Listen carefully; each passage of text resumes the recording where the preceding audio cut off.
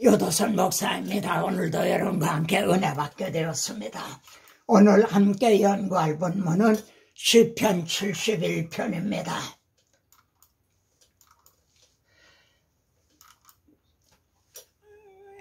우선 최우선적으로 우리가 탐색해야 될 것은 71편의 중심 주제가 뭔가, 71편을 통해 말씀하시려는 중심 주제가 뭔가 하는 점입니다. 주의 공의, 종일 전하리이다, 이런 얘기를 합니다. 여기 보면 내가 측량할 수 없는 주의 공의와 구원을 내 입으로 종일 전하리이다. 다시 한번 보세요. 측량할 수 없는 주의 공의 그리고 구원, 그걸 내 입으로 종일 전하겠다는 겁니다. 이 말씀이 71편을 통해 말씀하시려는 중심 주제입니다. 또 이것이 열쇠, 키워드입니다. 그러니까 이 주의 공의와 구원을 무엇으로 보느냐, 여기에 따라서 해석이 달려진다. 자, 71편을 몇 단으로 나눴나요? 또 단원의 제목은 제가 좀 새롭게 해봤습니다. 크게는 두 단원으로 이렇게 나눠집니다. 여러분이 71편을 보시면요, 앞부분은 문제예요. 그리고 뒷부분은 이에 대해서 하나님이 해결해 주시는 해답입니다. 이렇게 두 부분으로 되어 있어요. 그런데 이 문제를 또 두 단원으로 이렇게 나눈 거죠. 그래, 앞부분에서는 나를 구원하소서, 그래서 구원을 간구하는 그런 내용입니다. 그리고 내 영혼을 대적하는 자들, 내 원수, 그래서 대적과 원수로부터 자신을 구원해달라, 이것이 문제입니다. 그런데 해답도 말이죠, 또 두 부분으로 이렇게 나누어서 또 생각을 합니다. 여기 보면 주의 공의로 구원이라는 게 나오죠. 그래, 하나님의 주의 공의로 구원해 주셨다는 겁니다. 그래서 자기는 그것만 전파하겠다, 공의를 전파하겠다. 그래, 여기에 다음은 이렇게 해주신 하나님을 찬양하겠다. 여러분, 71편의 도표를 이 정도만 작성을 해도요, 곁길로 빠질 염려가 없습니다. 자, 측량할 수 없는 주의 공의와 구원, 이게 핵심입니다. 측량할 수 없는 주의 공의와 구원을 내 입으로 종일 전하겠나이다. 이렇게 진술합니다. 그리고 이를 주께서 큰 일을 행하셨사오니 아주 이걸 큰 일을 행해 주셨다, 이렇게 말합니다. 그런데 하나님의 행해 주신 큰 일이 뭔가, 측량할 수 없는 주의 공의와 구원이 뭔가, 속량하신 겁니다. 우리들의 영혼을 속량해 주신 일.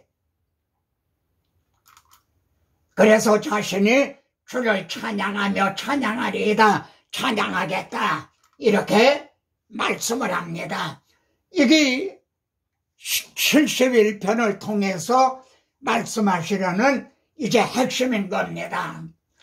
자, 그러면은 구약교회 행해 주신 두 가지 큰 일을 생각하게 됩니다.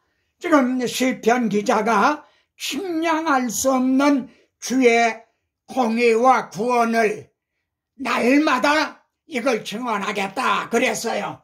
그러면은 구약시대에 행해 주신 두 가지 큰 일이 뭡니까? 첫째, 출애굽을 해 주신 일이죠. 근데 여기에서 새 언약의 일꾼들이 명심해야 될 점은요, 이스라엘 백성들을 애굽에서 해방시켜 주신다고 하나님의 나라가 임하게 되는 겁니까? 그건 그림자라는 거죠. 유월절 어린 양의 피로 구속해 주신 거, 그건 그림자라는 거죠. 그래서 신약교회 행해 주신 분은 실체가 오셔서 우리 주님이 유월절 양이 돼 주신 거죠. 또 구약교회 행해 주신 큰 일은 바벨론에서 해방시켜 주신 일입니다. 여기에 뼈들이 가득하죠. 하나님께서는 이 뼈들이 생기가 들어가게 하리니 살아나게 되리라. 그래 그들을 바벨론에서 해방시켜 주셨죠. 이 말씀이 신약 성경에는요, 어떻게 실체로 임했는가? 성령이 오셨잖아요. 그래서 성령이 우리 안에 임하심으로 거듭나게 해주신 거죠. 이렇게 함으로 하나님의 나라가 임하게 되는 거죠. 그러니까 지금 71편을 통해 말씀하시려는 이제 하나님의 공의와 구원이 구약시대에는 그림자로 이루어졌던 게 신약시대에는 이게 실체로 이루어지고 있다는 점입니다. 자, 그래 첫째 단원인의 문제를 붙잡고 간구하는 겁니다. 나를 구원하소서. 여호와여, 내가 주께 피하오니 내가 영원히 수치를 당하게 하지 마소서. 그럽니다.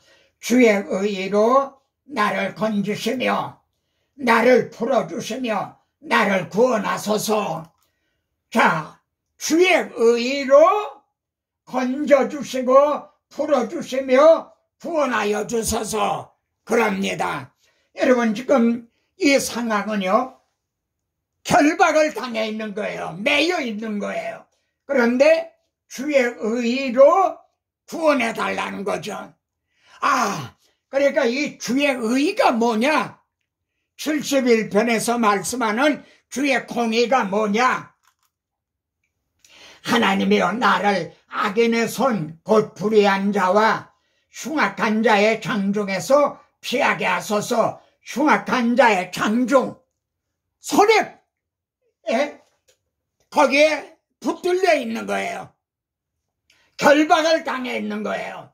그래서 거기서 주의 의로 구원해 달라는 겁니다. 이제 그러면 둘째 단원의 문제는 뭐냐면은 원수가 있죠. 또 여기에 대적이, 내 영혼에 대적하는 자들. 그러니까 지금 71편의 문제는요, 원수와 대적들에게 붙들려 결박을 당해서 갇혀있다 이 말이에요. 여러분, 이 그림자가 우리들에게는 사탄에게 매여있는 그 상황으로 나타나는 거죠. 71편에는요, 나라는 말이 51번이나 등장합니다. 여러분, 이를 통해서 신약에 어느 말씀을 여러분 성령이 연상하게 하시나요? 로마서 7장이에요. 로마서 7장에는 나라는 말이 약 30번 정도 이제 등장합니다. 근데 나에게는 해답이 없죠.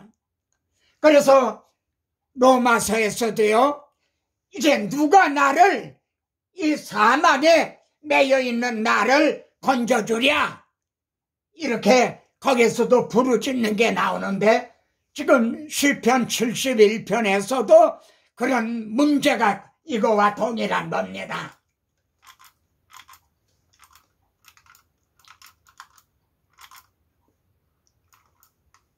자, 세 번째 단원, 여기에 해답이 있는데요, 여기가 핵심입니다. 내가 측량할 수 없는 주의 공의와 구원을 내 입으로 종일 전하리이다. 다시 강조합니다. 측량을 할 수 없다는 거예요. 이건 말로는 표현할 수 없다는 거예요. 하늘보다도 더 넓고 이 공의와 구원을 종일 전하겠다는 거예요. 여러분, 김서월의 시 중에 말이죠. 초원이라는 시에 이런 말이 나와요. 내가 부르다가 내가 죽을 이름이요. 이 시편 기자는요, 내가 측량할 수 없는 주의 공의와 구원을 내 입으로 종일 전하리이다. 이 유도선 목사도 그래요. 주의 이 의와 공의와 구원을 날마다, 그래서 절 보고 복음에 미친 목사라, 내가 생각을 해도 미친 것 같아요. 여기 내가 주 여호와의 능하신 행적을 가지고 오겠고, 능하신 여호와의 능하신 행적이 뭡니까? 하나님의 능력으로 행해 주신 일이라는 거예요. 그걸 가지고 오겠다는 거예요. 여러분, 설교자가 성경을 가지고 설교하기 위해 강단에 올라옵니다. 그거는 마치 주 여호와의 능하신 행적을 가지고 그걸 성도들에게 전해주기 위해 강단에 서는 것과 같아요. 주 여호와의 능하신 행적을 가지고 오겠다. 그리고 주의 공의만 전하겠나이다.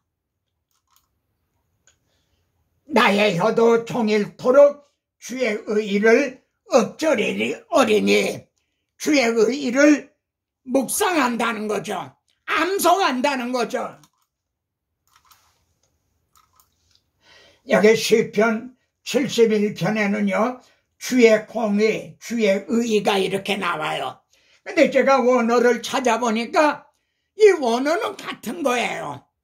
그런데 주제에 따라서 주의 공의 혹은 주의 의라고 이렇게 번역을 하고 있는 거죠. 이게 뭘까요? 이것이 증인들의 사명입니다. 내가 측량할 수 없는 주의 공의와 구원을 종일 전하겠다. 내가 주 여호와의 능하신 행적을 가지고 오겠다. 그래서 주의 공의만 전하겠나이다. 그런데 현대교회 설교 무엇이 문제입니까? 다 모든 설교자가 다 그런 건 아니에요. 그러나 대부분이 말이죠.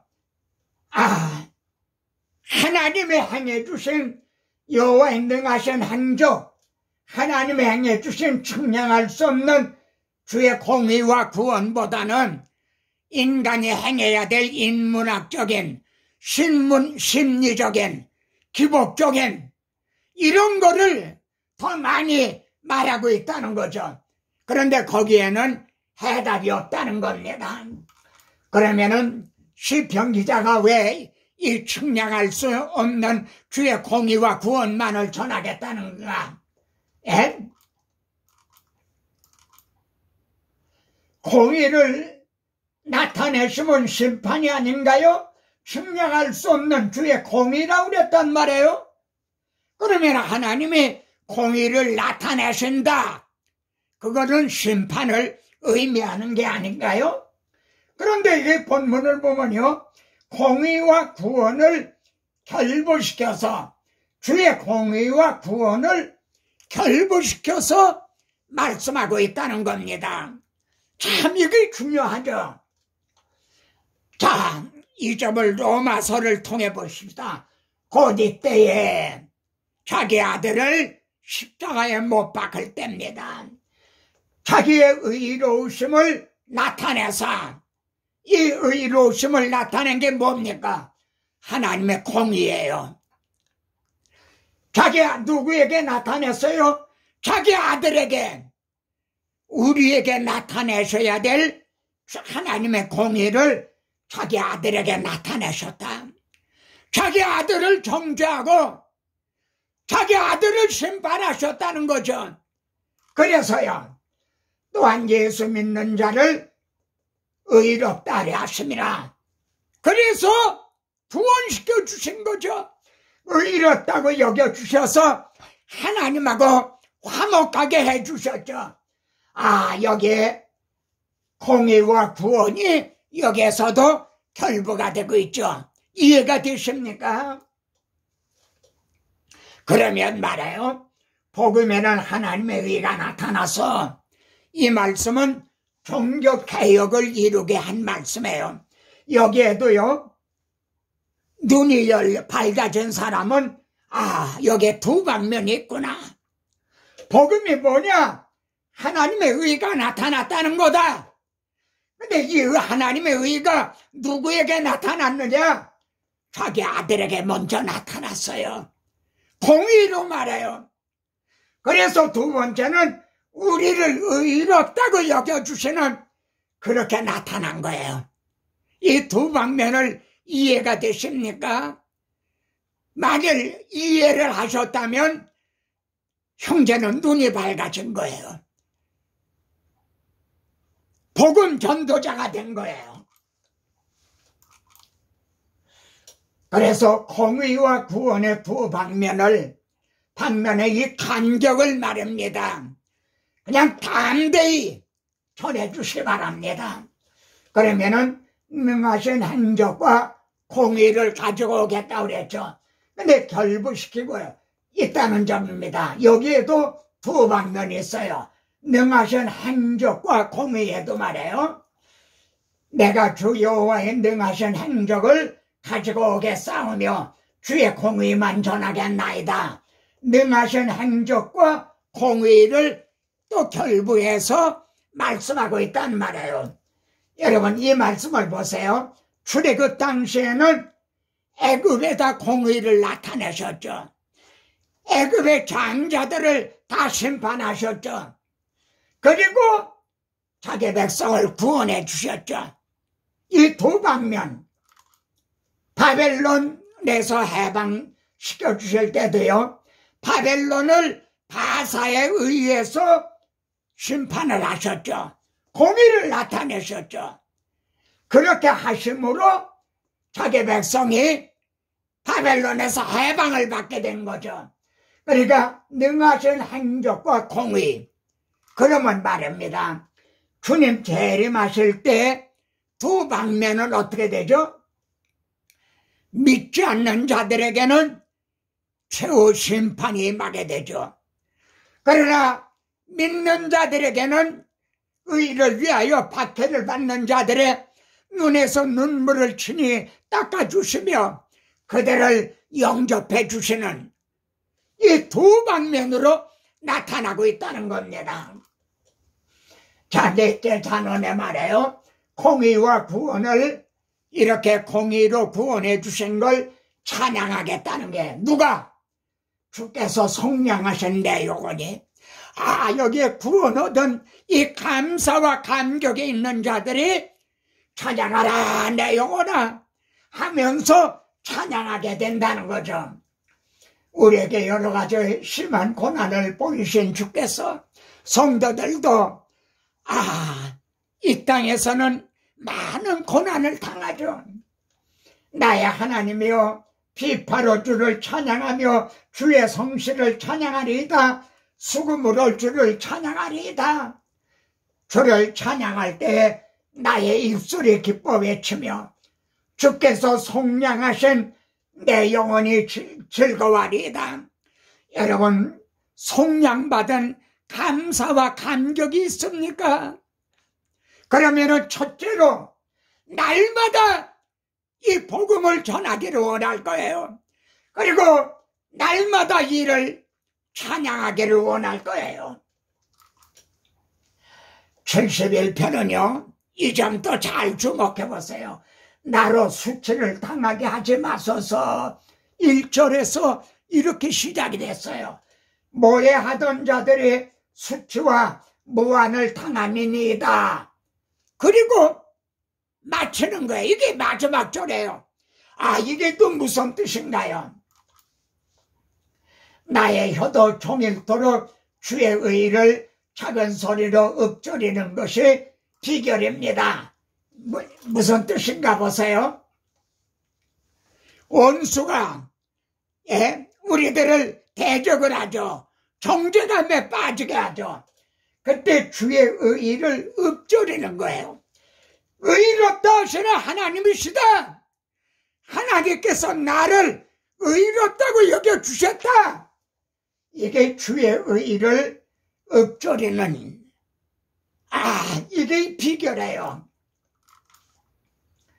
나를 모해하려던 자들이 수치와 모함을 당하니이다. 나를 하나님의 의롭다고 여겨주셨다. 그러면은 정죄감에서 벌떡 일어나요. 그러면은 나를 대적하던 자들이 반대로 수치를 당하게 되는 거죠. 이 점을 스가랴서 3장을 통해 한번 봅시다. 사탄이 말입니다. 대지상 여호수아 옆에 서서 막 대적을 했죠. 뭐라고요? 내 주제를 봐라 이거야. 내가 지금 더러운 옷을 입고 있지 않느냐? 그러면서도 뻔뻔스럽게 제사장이라고? 그러면서도 강단에 서서 설교한다고?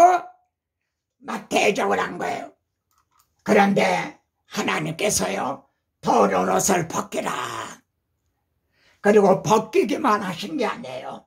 이 벗기라는 것은 내 죄악을 제거하여 버렸으니 우리들의 죄만 제거해 주신 게 아니에요. 내게 아름다운 옷을 입히리라. 아담아와에게 가죽 옷을 입히듯이요, 의의 옷을 입혀주셨어요. 그러니까 천사는 곁에 섰더라 그랬어요. 여러분, 옆에 사탄이 대적하던 사탄은 여호수아에게 아름다운 옷을 입혀주시니까요, 부끄러워서 얼굴을 싸매고 도망가 버렸죠. 그리고 천사가 수종들더라. 이것이 주의 의를 작은 소리로 읊조리는 이게 비결이라는 거죠. 이해가 되십니까? 모해하던 자들이 수치와 무한을 당하고 물러가는 거예요.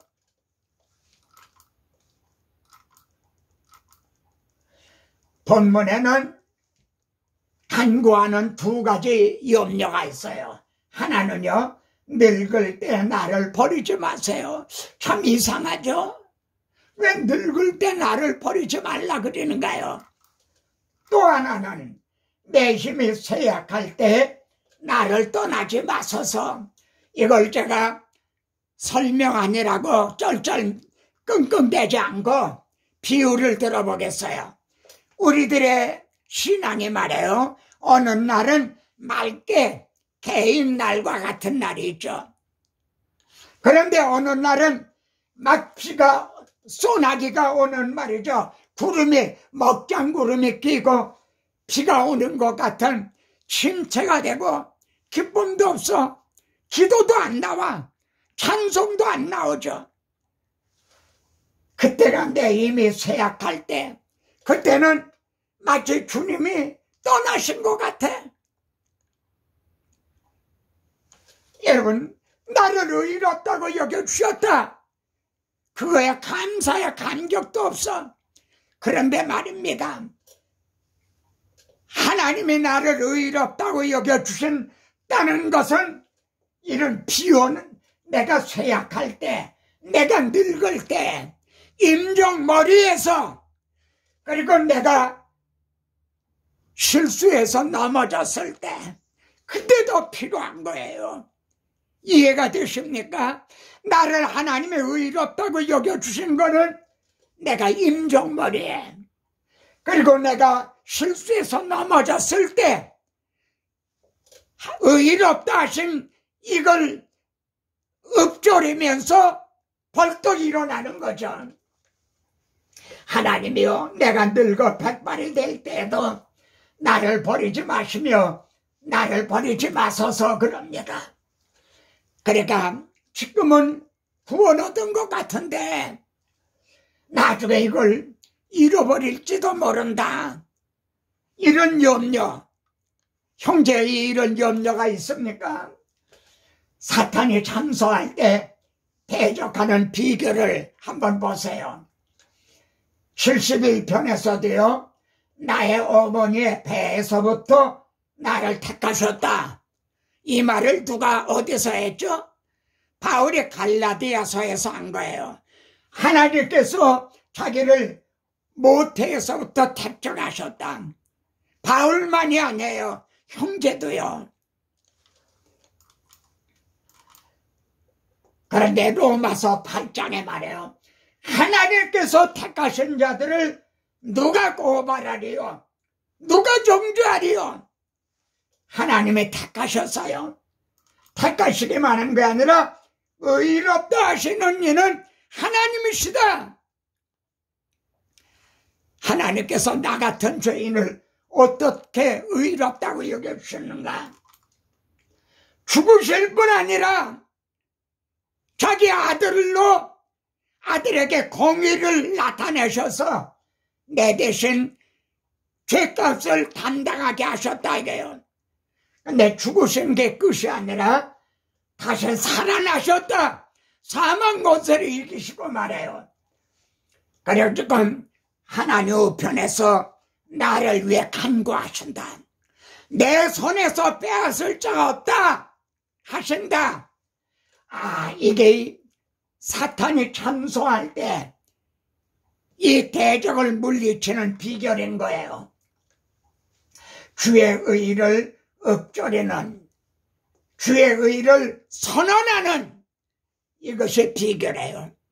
그런데 오늘날 형제가 칭의 교리를 설교한 최근의 기억이 언제입니까? 형제가 칭의 교리를 설교하는 걸 들은 최근의 기억은 언제입니까? 복음에는 하나님의 의가 나타나서 이건 종교개혁을 일으키게 한 건데 이게 지금은 문 밖으로 쫓겨나 있어요. 그러면은 증인들이 행해야 될 첫째가 뭔가요? 그건 분명해지죠. 측량할 수 없는 주의 공의와 구원을 내가 종일 전하겠다. 주의 공의만 전하겠다. 종일토록 주의 의만 읊조리겠다. 신학에서 그렇게 한 사람이 바울이에요. 예수 그리스도와 그가 십자가에 못 박힌 것 외에는 아무것도 알지 아니하기로 작정하였습니다. 이것이 20세기 복음 전도자를 하는 노이드 존서 목사님 묘비명이에요. 그분도 예수 그리스도와 십자가만을 증언했어요. 그래 묘비에 이 말씀이 기록이 된 거예요. 너의 믿음이 하나님의 능력에 있게 위해서 왜 이렇게 예수 그리스도와 십자가만 전해야 되죠? 그때 믿음은 들음에서 나요. 그리고 그때 성령께서 거듭남을 주시거든요. 교회 프로그램으로요, 말 수단으로도 사람들을 예배당으로 모을 수가 있어요. 그러나 거듭나게는 하지 못해요. 너의 믿음이 사람의 지혜로 말미암은 거냐, 하나님의 능력에 의해 거듭난 믿음이냐, 이게 중요한 거예요. 바울 보세요. 우리는 십자가에 못 박힌 그리스도를 전하니 그리스도만 전하지 않았어요. 더욱 예수만 전하지 않았어요. 오병이어를 먹여주신 예수님, 나사로를 살리신 예수님, 그걸 전하지 않았어요. 십자가에 못 박힌 하나님의 아들 그리스도를 전했어요. 하나님의 아들이 내 대신 죽어주셨다. 이 감사와 감격이 있다면, 제가 백석대에서 세미나 한 적이 있는데 거기 교지가 있었어요. 그래 보니까 설립자 장 목사님이 권도언을 썼어요. 읽어보니까 이런 내용이 있어요. 교수들을 모아놓고 학생들에게 성경을 가르쳐라 그랬다는 거예요. 그러니까 교수들이 다 반대했다는 거예요. 여기는 성경학교가 아닙니다. 신학교입니다. 여러분, 오늘날 신학교육이 그리스도의 증인들을 배출하는 게 아니라 아볼로와 같은 학자만 양성하는 건 아닌가요? 둘째로 구원 얻은 자들이 행할 것이 뭡니까? 찬양하는 일이죠. 찬양. 그런데 말로 입술로만 찬양하는 게 아니라 하나님과 진실함으로 삶을 통해서 찬양을 하는 거죠. 과연 예수 믿는 사람 다르구나. 찬양하라 내 영혼아고요. 주찬양 주찬양 큰 소리로 찬양 주찬양 주찬양 기쁨으로 찬양 만대 성들 모여서 찬양하네 그 크신 일 이루신 하나님께. 다음은 115편입니다. 오늘은 2번씩이나 이걸 녹화했네요. 다음에 뵙겠습니다.